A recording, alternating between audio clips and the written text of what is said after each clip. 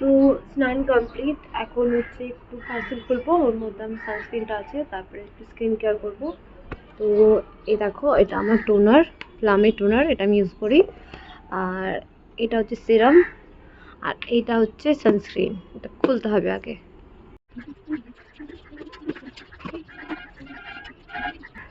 এটা আমার সানস্ক্রিন, এটা আমি ইউজ করি। তো চলো স্কিন কেয়ার করা যাক। এই জিনিসটা কিন্তু বেস্ট, এগুলো ফাটাতে যা লাগে না, দারুণ লাগে। তোমাদের কার কার ভালো লাগে একটু বলো। তো স্কিন কেয়ার ডান। আমি চলে এসেছি ছাদে। এই শীতের দিনে ছাদে কিন্তু খাওয়ার মজাই লাগে। তো এই যে খাবার, ছাদে গিয়ে খাবো, সেই মজা। কি দারুণ না, গরম গরম মাটন, ভাত, আর খোলা ছাদ, আর সুন্দর রোদ। তো আমার মতো এরকম কে কে ঠান্ডার দিনে রোদের মধ্যে বসে বসে খাও, আমাকে কিন্তু কমেন্টে জানাবে।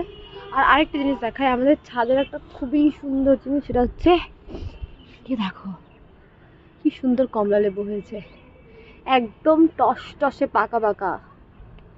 কিন্তু এগুলো এত টক, মানে কি বলবো, খাওয়ার মতো না। এগুলো দিয়ে একদিন মাখা করার ইচ্ছে আছে, করলে তোমাদের অবশ্যই দেখাবো। এই দেখো কত বড় গাছ। খাই এই যে মাটন, সাথে মাটনের আলু, মানে মাটনের সাথে আলু, মাটন, চিকেন বা ডিম যেটাই হোক, আলু কিন্তু মাস্ট, যেটা না হলে কিন্তু চলে না।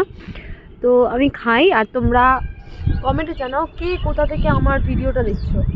বাই।